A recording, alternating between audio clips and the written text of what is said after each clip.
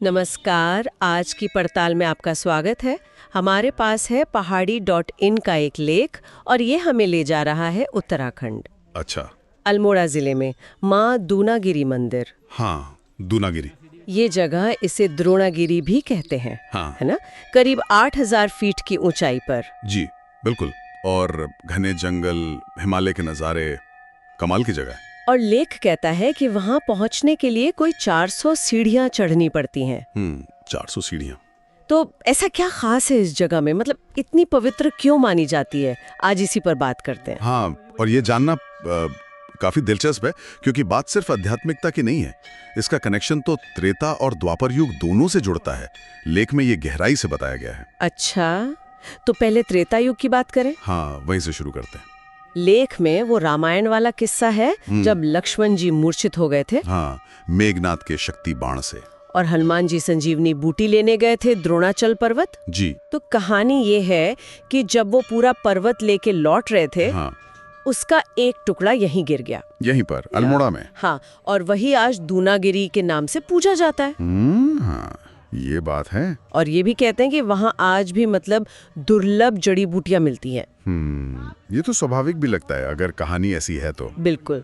और फिर कहानी द्वापर युग तक जाती है। हाँ, वो गुरु द्रोणाचार्य वाला जिक्र है ना। जी वही। पांडवों और कौरवों के गुरु। उन्होंने भी यहीं तपस्या की थी और उसी वजह से पर्वत का नाम द्रोणगिरी पड़ा। तो देखिए कैसे दो युग जुड़ गए। सही बात है, त्रेता भी और द्वापर भी। हाँ, और सिर्फ यही नहीं, देवी पुराण और स्कंद पुराण जैसे जो ग्रंथ हैं वो भी इसका महत्व बताते हैं।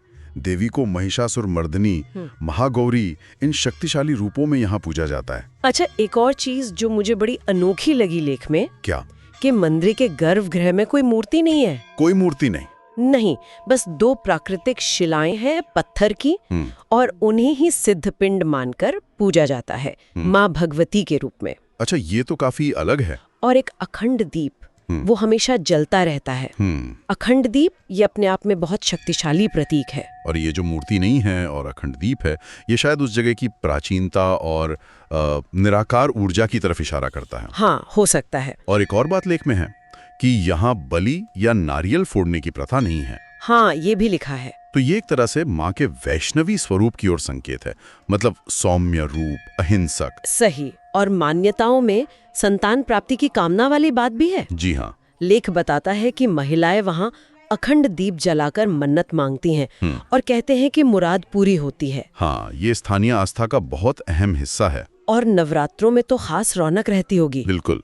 लेख के हिसाब से सप्तमी को जागरण होता है और अष्टमी को महागौरी की पूजा। और एक बड़ा मेला भी लगता है, काफी लोग आते होंगे। हाँ, लगता तो है। अच्छा, इसमें कुछ तारीखी बातें भी हैं, मतलब हिस्टोरिकल फैक्ट्स। अच्छा, जैसे 1318 ईस्वी में कोई कत्यूरी राजा थे, सुधारदेव। उन्होंने माँ की मूर्ति स्थापित की थी 1318 में। हाँ। कत्यूरी शासक। और जो आज का मंदिर का रूप है वो 1920 में गांव वालों ने मिलकर बनाया। ओके, यानी हालिया निर्माण भी हुआ है। हाँ, और एक ब्रिटिश अफसर का भी जिक्र है, मेजर मैडन, 1847 में। ब्रिटिश अधिकारी? हाँ, उन्होंने क्या लिखा? उन्होंने भी अपने लेखों में इस शक्तिपीठ का जिक्र किया है। तो मतलब इतिहास भी गवाह है। हाँ, और यही बात तो इसे और गहरा बनाती है ना? पौराणिक कहानियाँ, लोगों की मान्यताएं और फिर ये दर्ज इतिहास सब एक जगह मिल रहे हैं। सही कहा। इसे ब्रह्म पर्वत भी कहा गया है, मतलब ये हमेशा से योगियों और ऋषियों की तपोभूमि रही है। तो ये सिर्फ एक मंदिर नहीं है, जैसा लेख में लिखा है, एक जीवंत ऊर्जा केंद्र है, एक वाइब्रेंट एनर्जी सेंटर। बिल्कुल, जहां लोग साधना के लिए, शांति के लिए आते हैं, तन मन आत्मा की शुद्धि के लिए। तो कुल मिलाकर पहाड़ी.in के इस लेख ने हमें दिखाया कि माँ दूनागिरी मंदिर सिर्फ एक पूजा की जगह नहीं है।